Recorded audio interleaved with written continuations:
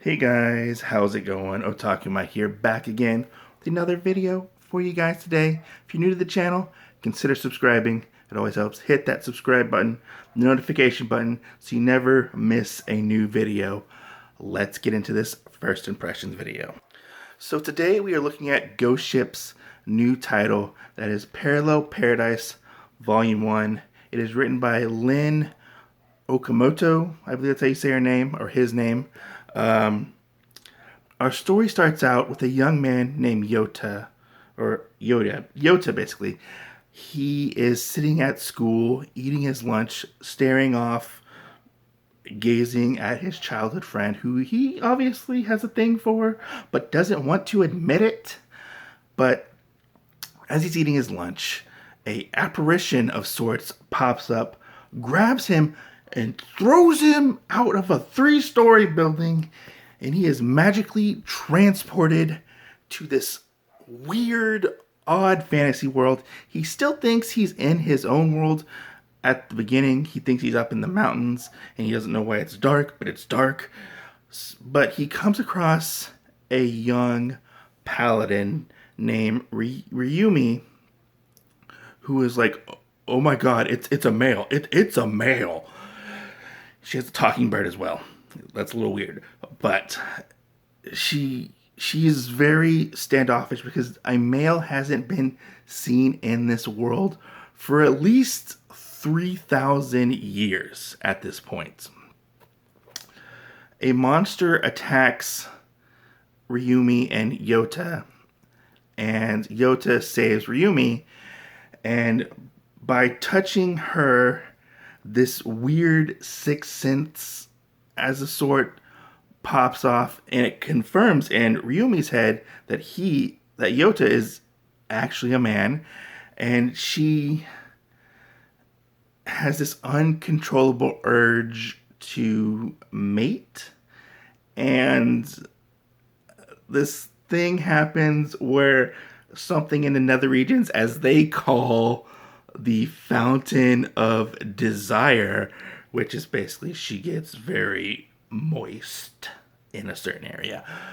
And the strange bird basically says, hey, I need you to mate with this woman right now. Which Yuta's like, pump the brakes there, weird bird person, or talking bird. He doesn't want to at first, but he kind of gives into his own inhibitions and starts to. It's a really weird scene. It's somewhat graphic, but they don't actually end up mating because he ends up passing out. They both end up passing out from some kind of euphoric sensation that they get, and they go on from there, and they go to a shop where Ryumi says basically, we need to hide your identity. We can't let people know that you are a male. Because women in this world have an uncontrollable urge to basically mate. And he basically has to hide his identity, which is a pretty funny process where he has to dress up. He still kind of looks a little tomboyish. He still kind of looks like a dude. But he has to eat these candies that basically, they call them lozenges, but he basically has to eat these candies to basically make his voice sound higher than what it is, which is a really interesting concept that they add for said book, which they go from there to the kingdom that Ryumi lives in, or a part of the kingdom that she lives in.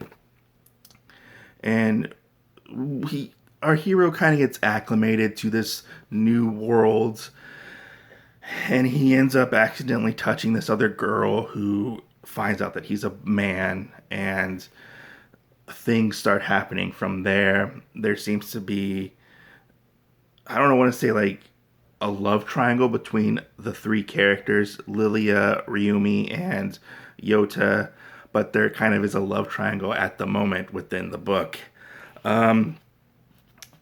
there's a lot of sex in this book. There's a lot of world building in this book as well. The artwork is actually pretty amazing. Here's some of the artwork that I can show you. It does get there is nudity and sexual situations in this book. I don't know if I would call it a hentai, but it definitely is borderline hentai. I didn't know what to expect from this book in particular. I felt like it was a lot of comparisons were being drawn to World's End Harem, which is a similar aspect to that book as well, with the whole being the only man and they have to mate and stuff like that and whatnot. This book was interesting. I really like the artwork. Some of the situations that they get into is pretty funny, especially when the females or the women, they're basically begging for Yuta to have their way with them. It's kind of weird. It's really weird to see this. He does end up giving into his urges, but he has yet to mate, which is really interesting because you something happens to where he has to stop, or somebody catches him in the act of the things he's doing, and he has feelings, a little bit of feelings for this girl named Ryumi, who he meets, the paladin, basically. I don't really know how to describe this book. I'm trying to do the best I can, but it's not a bad book. It piqued my interests at the beginning, and I kind of died off a little bit. I mean, is this just gonna be him getting with all these girls and whatnot? There's some interesting aspects to where the girls don't know that they're where they come from. They know they come from the castle, and that's about all they know, which is kind of interesting. And there is an aspect of this other race of people which the girls hate. I believe they're called the Kuryua or whatever they're called, which they think that Yuta is one of them, but he's not, obviously. But things get really interesting towards the end, and my interest really peaked because of this. Basically, the women are the way they are because a god, spoilers, a god basically put a curse on them and killed all the men. And if the women don't mate before they become fully adults, they basically die. They only have a